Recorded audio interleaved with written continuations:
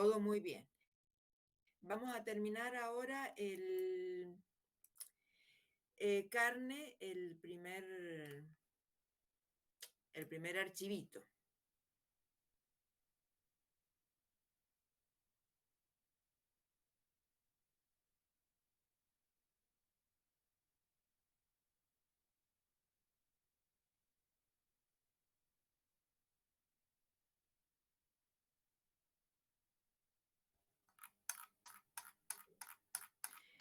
Bien, ya hemos visto hasta la página. Creo que habíamos visto todas las proteínas, sí, lípidos, la mioglobina, vitaminas, Y les voy a maduración, rigor mortis, corte de carne, características de calidad de la carne. Y vamos a ir a pescado. Terneza también habíamos visto. Hasta la página 11 vimos. Pero muy bien, hasta la página 11. Perfecto. Exacto, el tema de derivados cárnicos que les dije que ya era demasiado largo. Entonces vamos a ver, sin entrar, porque ustedes en alguna materia ven en las diferentes preparaciones, ven los pescados, pero vamos a dar algunos tips como para que ustedes entiendan cuáles son las diferencias, digamos, de conservación y demás de pescado. Entonces, cómo definimos pescado?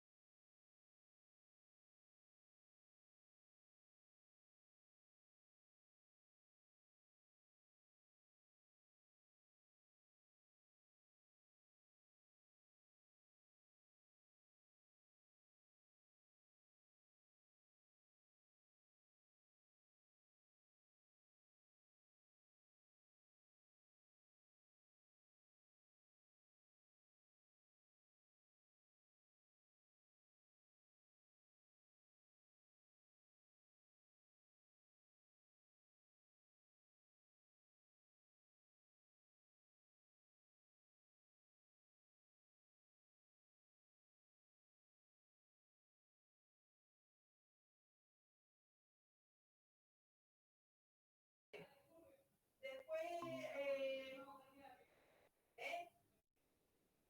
ay, pero estoy en plena clase. No, disculpe usted.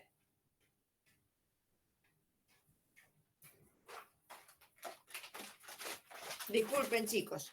Entonces, con respecto a la composición química del pescado, no vamos a ver tanto crustáceo, molusco, ni vamos a hacer tanto la diferencia. Vamos a abocarnos a carne y pescado. Fíjense ustedes que la composición porcentual por cada 100 gramos de pescado, con respecto a la carne, tiene un poquito menos de agua, el valor de las proteínas también un poquito inferior, el contenido de lípidos dependerá. Saben que hay pescados que son magros y hay pescados que son grasos. Fíjense en los pescados grasos, el contenido de grasa es elevada. Y los glúcidos, fíjense qué diferencia hay entre los glúcidos. Recuerden que nosotros habíamos dicho que si bien el contenido de glúcidos en pescado es muy bajo, comparado con los otros nutrientes, un 1%, acá está comprendido entre un 0,1 a un 1%. Y después tenemos vitaminas y minerales. Ya vamos a ver por qué tan bajo el contenido de glúcidos. Con respecto a las proteínas, es similar al de las carnes, el tipo de proteínas son las mismas, no le voy a pedir los porcentajes, pero acá hay una diferencia que hay que tener en cuenta. Nosotros sabemos que en carne, como en pescado, hay tres tipos de proteínas, las del sarcoplasma, que es donde están las enzimas, las vitaminas, las miofibrilares, que son la actina y la miosina, y habíamos hablado de las proteínas del tejido conjuntivo o conectivo, que es aquellas proteínas que sirven de unión a los diferentes músculos. Fíjense que en carne habíamos hablado que su contenido es aproximadamente entre un 10 a un 20%. En cambio, acá en pescado, fíjense que bajo es el contenido, entre un 1 a un 3%. Se considera, al igual que la carne, un alimento proteico y son más digeribles que las de la carne. Este bajo contenido en tejido conectivo o conjuntivo hace que nosotros comamos pescado y al poquito tiempo, a diferencia de la carne, sentimos como al poco tiempo como sensación de hambre. ¿Por qué sentimos sensación de hambre al poco tiempo? Lo digerimos muy rápidamente y justamente es porque el contenido de tejido conectivo es sumamente bajo. Entonces, eso hace entonces, esperen un poquito.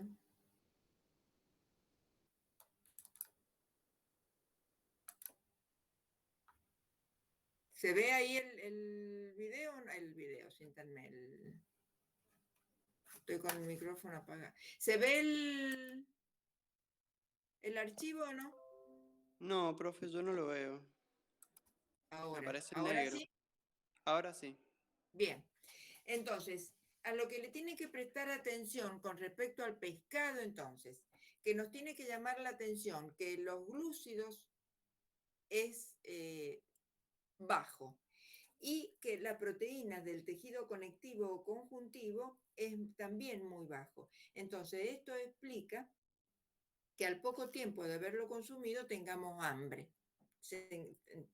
que nos da una diferencia de saciedad diferente a la de la carne. Con la carne es como que estamos nuestro apetito más saciado, como en cambio con el pescado al poquito tiempo tenemos hambre. ¿Eso qué lo explica? La poca cantidad de tejido conectivo. ¿Se entiende eso? Entonces, cuando estudien pescado, yo ¿a qué voy a hacer referencia? Que qué diferencia puede haber o hay entre carne y pescado, ya vamos a explicar lo de los glúcidos y la diferencia que hay en el contenido de tejido conectivo. Con respecto a los lípidos, hemos dicho que varía el contenido de lípidos, ya que hay pescados magros y pescados grasos. Dentro de los pescados grasos tenemos el atún, el salmón, y dentro de los magros, merluza, bacalao. Es decir, no les voy a preguntar con precisión los contenidos, pero sí que sepan que hay diferentes tipos de pescado. Y la fracción grasa, bueno, ya sabemos, es igual que la grasa de la carne. Fundamentalmente son triglicéridos, fosfolípidos y el colesterol, que es un acompañante de los lípidos que está presente siempre en las grasas de origen animal. Acá tenemos que prestar atención al tipo de ácido graso insaturado. Acá yo indico con un signito de exclamación que tienen un contenido muy elevado. He puesto yo AGPI, que son ácidos grasos poliinsaturados. Es decir, el pescado tiene cadenas muy, muy largas, los ácidos grasos son de cadenas muy, muy largas, y comparados con los ácidos grasos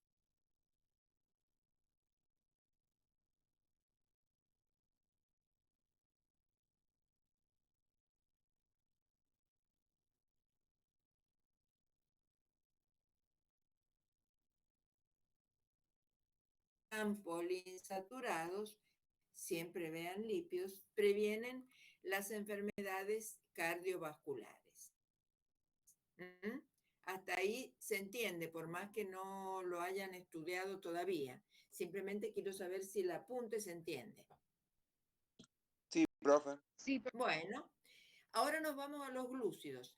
Recuerden que en carne habíamos dicho que el glúcido está representado por glucógeno, que es un homopolisacárido constituido por glucosa. Lo mismo pasa en el pescado.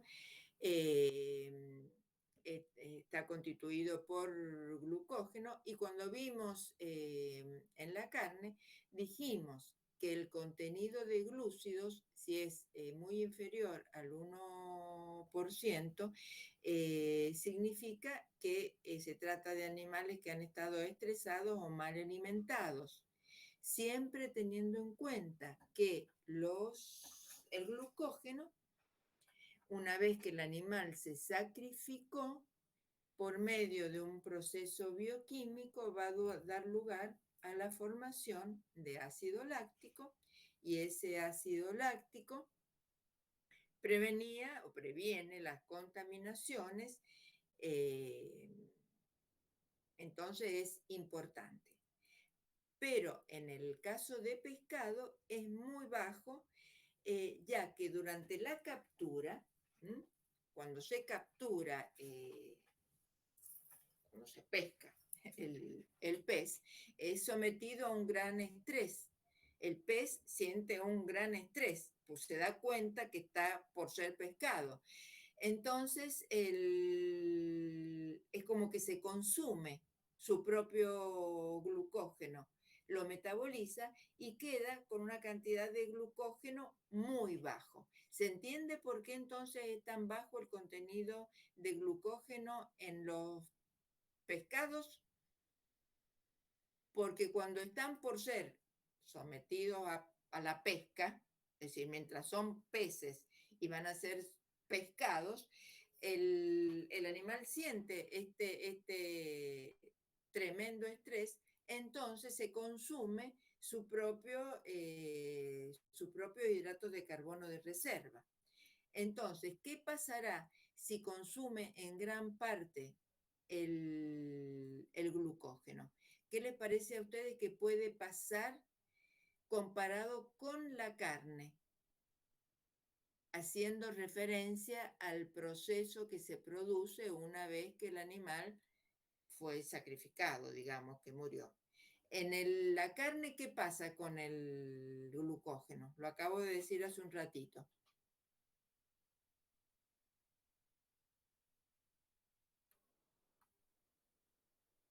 En el proceso de post-mortem, en el proceso de rigor mortis y madurado, ¿qué pasa con el glucógeno?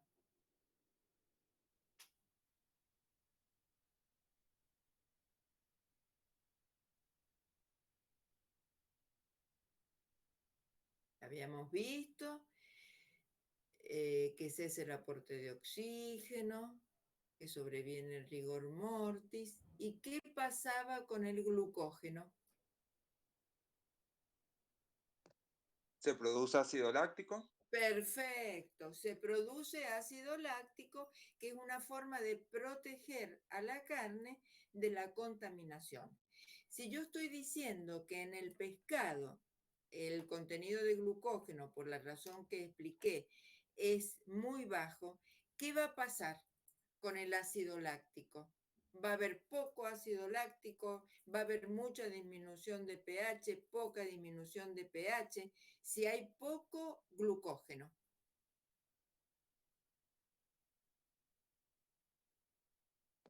Disminuye poco el pH. Perfecto. Al haber poco glucógeno, el pH disminuye poco comparado con el de la carne, razón por la cual nosotros, cuando vamos a comprar pescado, ¿cómo está expuesto el pescado? Congelado. Perfecto, perfecto. ¿Por qué? Porque el pH final del producto es muy elevado. Ahora acá creo que está a continuación, pero quiero que lo analicen así. Entonces, el glúcido de reserva, que es el glucógeno, proceso de pesca es consumido por el estrés que sufre el animal. Por lo tanto, una vez que pasó de pez a pescado, su contenido de glucógeno es muy bajo. Al ser muy bajo el contenido de glucógeno, el pH se va a reducir poco, es decir, que el pescado va a tener un pH alto. Es por eso que tenemos que prestar especial atención a la conservación del pescado. ¿Por qué? Porque su pH es alto, es muy alto. Vitaminas y minerales, bueno, que contienen, al igual que la carne, casi todas las vitaminas hidrosolubles y liposolubles, siendo, no importa, con que sepan que el pescado es rico en vitaminas hidrosolubles, liposolubles, tienen que tener en cuenta este tema del glucógeno y tienen que tener en cuenta en el pescado que, a diferencia de la carne, las proteínas del tejido conectivo son bajas. ¿Sí? Ahora, la transformación del músculo. Dice acá, el proceso es similar a la transformación del músculo esquelético en carne. Hay disminución del pH por transformación del glucógeno en ácido láctico. Pero acá el descenso del pH es de 7 a valores comprendidos entre 6,2 a 6,6. Es mucho menor que el que se produce en la carne. ¿Por qué? Porque el contenido de glucógeno es menor. En la carne, ¿cuánto desciende el pH? Mucho más, llega hasta un pH de 5,5. Si lo estoy diciendo muy rápido, me dicen. Entonces, la razón por la cual el pH baja poco es porque el contenido de glucógeno es bajo. Bajo contenido de glucógeno, poca producción de ácido láctico. Poca producción de ácido láctico, poco descenso del pH. Se produce contracción del músculo, al igual que en la carne. Se instaura la rigidez cadavérica, que es cuando la actina y la miosina forman una estructura muy rígida en la que no hay intercambio, en la que no hay interacción con el agua. El tiempo que tarda en aparecer es menor. Luego se produce la maduración y todo esto sucede de manera rápida. Entonces, el pH final, es decir, a estos detalles préstenle atención, el pH final es mayor que el de las carnes vacunas. Acá dice que la flora bacteriana normal es psicrófila. Quiere decir, psicrófilo quiere decir que está adaptada a las bajas temperaturas. Es decir, lo voy a leer todo y después se los explico. El pH final es mayor que el de las carnes vacunas, ya sabemos por qué. La flora bacteriana normal, la propia de la carne, es psicrófila y las enzimas están activas a temperaturas de 0 a 10 grados centígrados, ya que su hábitat es el agua. De esto se infiere que el pescado no dura mucho tiempo a temperatura de refrigeración, razón por la cual el mejor modo de conservación es el congelado. Paso a explicar. Entonces, los peces están acostumbrados a estar a temperaturas bajas, temperaturas entre 0 a 10 grados centígrados, razón por la cual las enzimas también están acostumbradas a estas bajas temperaturas. Y la flora, los microorganismos que están presentes de modo natural, si no recuerdan el nombre, psicrófilo, con que me digan están habituadas a bajas temperaturas, esto explica que no le sea suficiente al pescado la temperatura de refrigeración, porque ellos ya están acostumbrados, los microorganismos están acostumbrados, o sea que la heladera no va a retardar ni la actuación de las enzimas, ni la actuación de los microorganismos, a diferencia de la carne. Es por esto que debemos conservarlo congelado. ¿Se entiende? Sí, profe. En cambio, si yo compro carne, puedo tenerla en la heladera 2 o 3 días, no más. ¿Puedo tenerla en la heladera? Sí, Sí, la puedo tener en la heladera. El pescado, salvo que lo compre, lo prepare inmediatamente, no. Y si yo le pregunto, ¿y por qué no lo puede mantener refrigerado? Justamente porque la flora que los acompaña o la flora natural está acostumbrada a las bajas temperaturas. Entonces, al yo colocarlo en la heladera, la flora y las enzimas es como que están en su hábitat natural. El frío, no, ustedes recuerden que el frío se utiliza solamente para retrasar los procesos de descomposición, pero no para eliminarlos. Lo único que elimina la descomposición o lo único que elimina los microorganismos y las enzimas, ¿qué es lo que es? Ya eso lo Las tiene altas temperaturas. perfecto. Las altas temperaturas. En cambio, las temperaturas de heladera solo enlentece, hace más lento la actuación de las enzimas y de los microorganismos.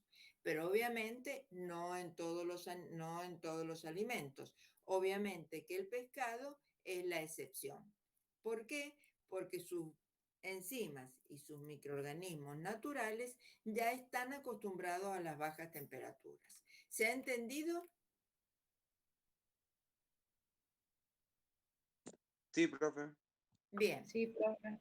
Bueno, yo les he puesto acá a buscar alteración del pescado, diferencia entre pescado fresco y alterado y marisco, bueno, no lo vean. Y alteración de pescado en cualquier, bueno, van a ver cómo lo buscan en cualquier campaña para Semana Santa está, cómo la carne se hace muy débil, cómo los ojos están saltones, bueno, todo esto se debe al rápido deterioro. Con esto entonces hemos terminado el archivito 1 de carne y pescado. Entonces, ¿qué me interesa? Que ustedes sepan que es un alimento proteico, cuáles son las características. Sabemos que ambos son alimentos de alto riesgo. ¿Por qué son alimentos de alto riesgo?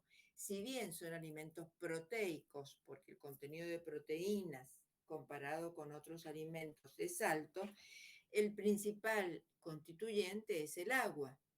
Entonces, el hecho de tener un AW elevado, un pH bastante elevado y toda la presencia de absolutamente todos los macronutrientes y los micronutrientes, lo hace un alimento sumamente perecedero.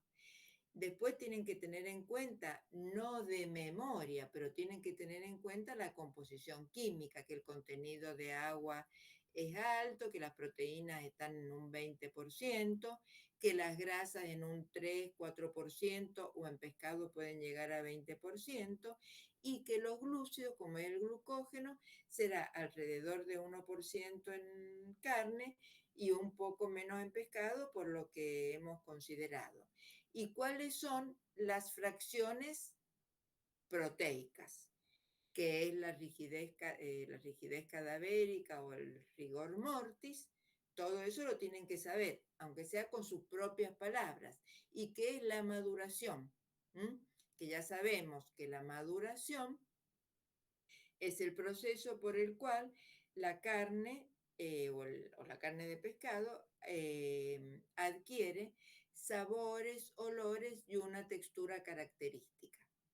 Vuelve a interactuar con el agua, no de la misma manera que ante mortem, pero vuelve a interactuar con el agua. Sabiendo cuáles son las características de calidad, de las cuales nos interesa fundamentalmente la terneza. Bueno, ustedes con la explicación que yo les he dado y el apunte, bueno, creo que vamos a estar bien. De todos modos, tenemos que hacer, vayan poniendo la fecha de parcial porque tengo que ir, lo voy a tomar oral, al parcial, oral no, lo voy a tomar presencial al parcial.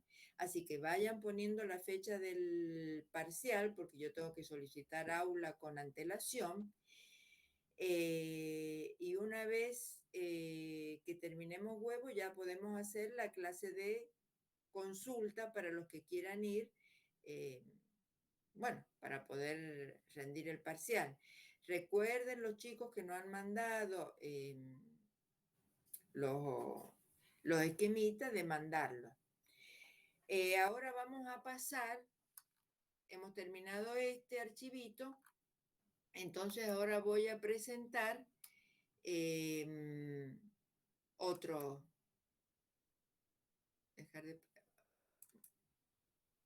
voy a presentar otro archivito.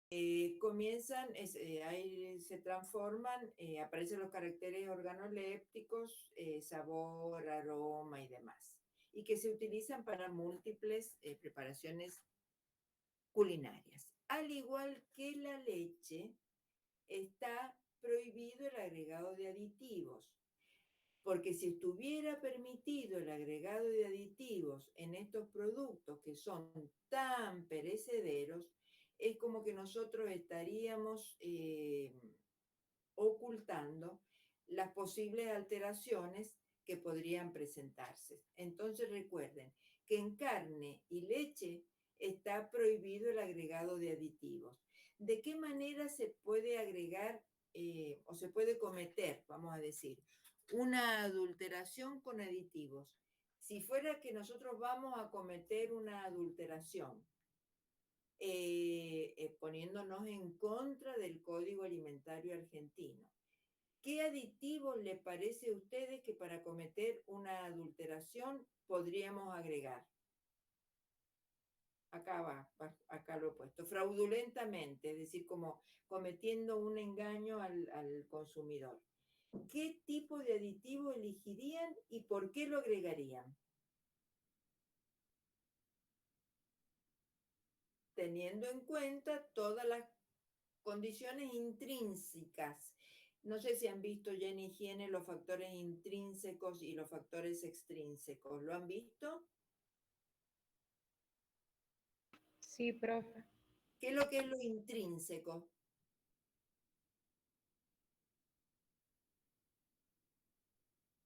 Lo que es respecto al alimento, sobre su composición y demás, Perfecto. ¿Y lo extrínseco, que también es importante?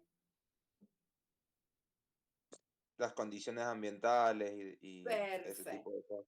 Perfecto. Que haya altas temperaturas, mucho oxígeno, mucha luz, mucha humedad. Esos son los factores extrínsecos.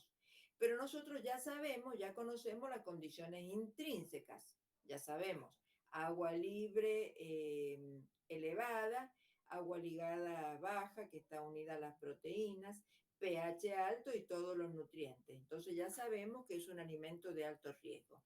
Entonces, si yo quisiera engañar engañar al consumidor agregándole un aditivo que está prohibido, ¿qué tipo de aditivo agregarían ustedes?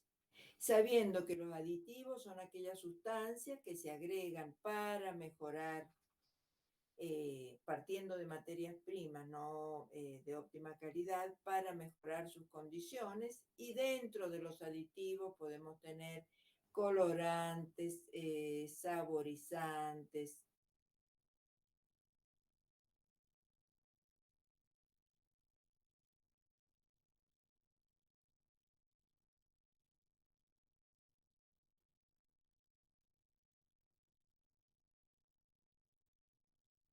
De esos que yo le he nombrado, ¿cuál les parece que podría agregar de manera fraudulenta?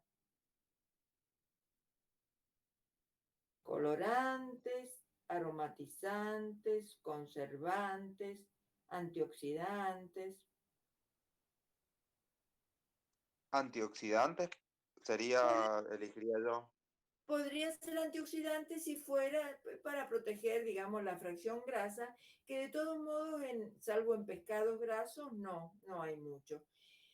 Y en carne hay un 3 o 4. ¿no? ¿Cómo?